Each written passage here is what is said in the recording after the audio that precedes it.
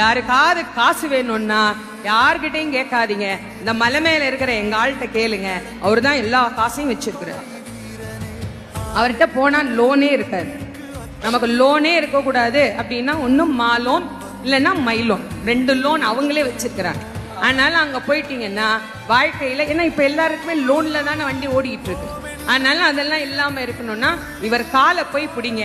என்ன கேட்டாலும் எங்க அப்பன் முருகன் கொடுப்பார். நீங்க என்ன வேணாலும் கேட்டு பாருங்க. நீங்கள் அவன் காதில் விழும்படியாக கேட்டு பாருங்கள், அவன் கண்டிப்பாக தருவான். நிறைய பேர் சொல்றாங்க, நாங்களும் கேட்டுக்கிட்டு தாங்க இருக்கிறோம், எங்களுக்கு அவன் கொடுக்க மாட்டேங்கிறான் அப்படின்னா, இறைவன் வெளியிலிருந்து நாம் கொடுக்கின்ற எந்த பொருளையும் தனக்கென ஏற்றுக்கொள்வதில்லை. நானே தயாரித்து ஒன்று கொடுத்தால் இறைவன் அதை ஏற்றுக்கொள்வான். நிறைய பேர் நான் கூடையா பூ வாங்கிட்டு போறேன், நான் அப்படி அபிஷேகம் பண்றேன், இப்படி அபிஷேகம் பண்றேன், எல்லாம் வெளியிலிருந்து வந்தது தானே, நீங்களா என்ன கொடுத்தீங்க?